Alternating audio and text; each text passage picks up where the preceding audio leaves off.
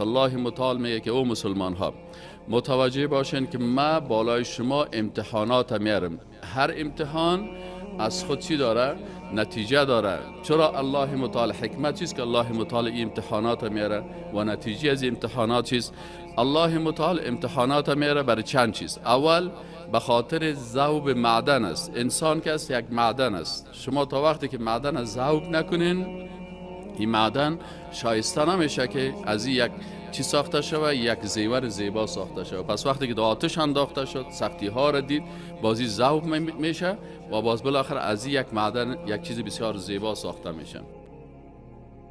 احسب الناس ان يتركوا ان يقولوا آمنا وهم لا يفتنون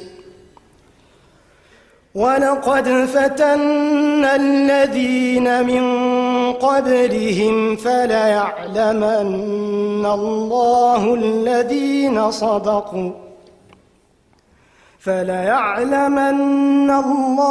الذين صدقوا وليعلمن الكاذبين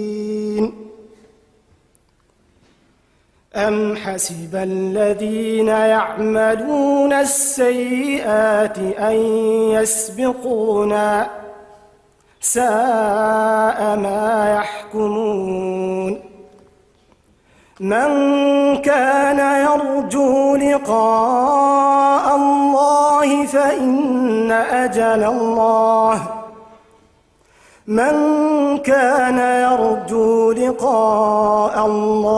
فإن أجل الله لآت وهو السميع العليم ومن جاهد فإنما يجاهد لنفسه إن الله لغني عن العالمين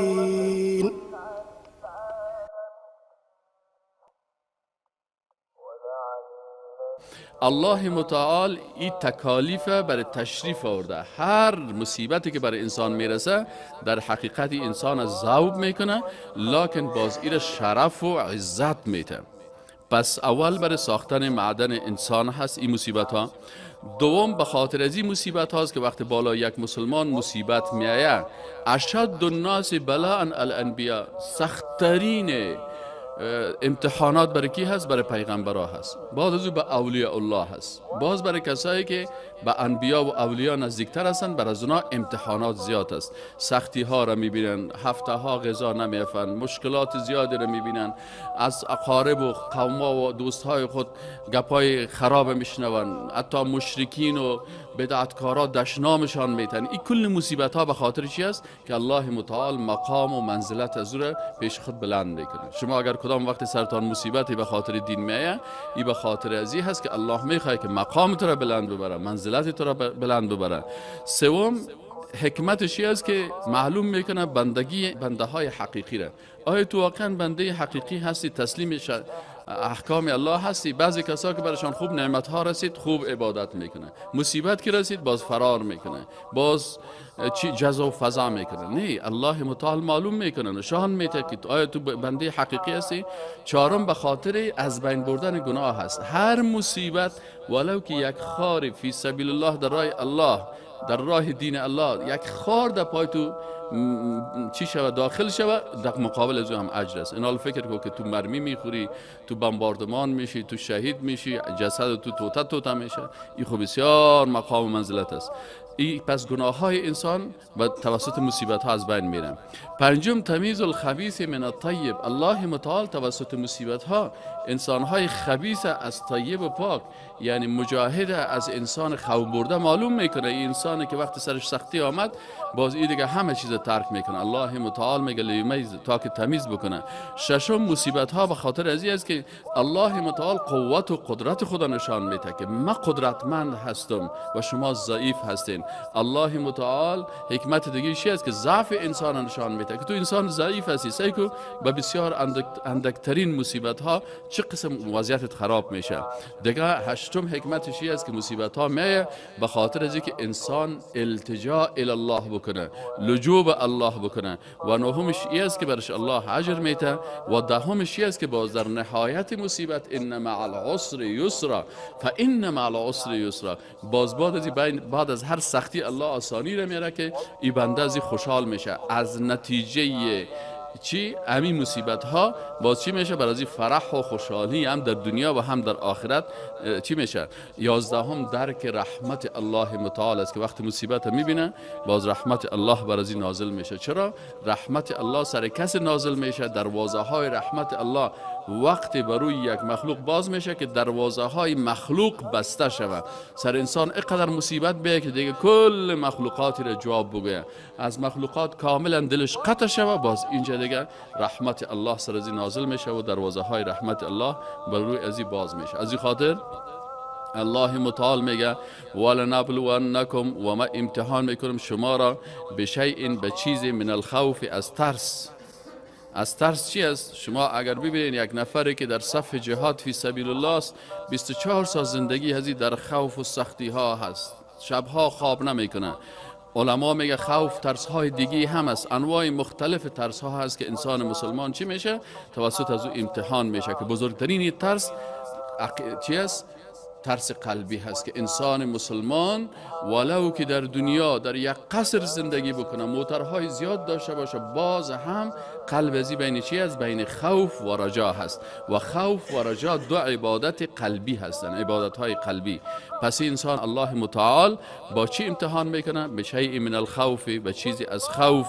والجوع، شیء ایره میگه نکیره هست، نکیره که میگه شد عام میشه که هر قسم خوف چی است برای شما شامل میشه. والجوع، و بعضی اوقات انسان گرسنه میشه، پس الله متعال شما را امتحان میکنه با خوف و گرسنگی های بسیار سخت.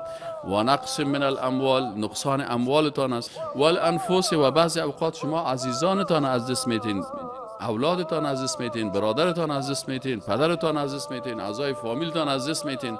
در بسیار حالات است انسان مسلمان و مؤمن وقتی که اولادش در راه الله به شهادت برسه یا در راه الله فوت بکنه این خوشحال می باشه. لکن بعضی کسا را ببینید که به مجرد یک امتحان عادی دیگه وضعیتش بسیار خراب میشه. اینا الله متعال خبیث و طیب معلوم میکنه.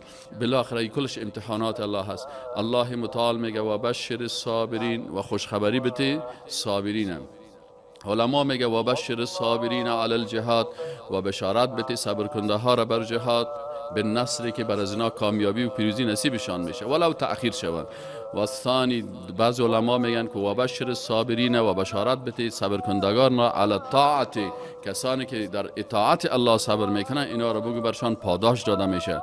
و ثالث و بشر الصابرین علی المصائب بالثواب، و بشارت بده صبر کننده ها را بر مصیبت ها که بر شما ثواب است. آل منفعت صبر چی است؟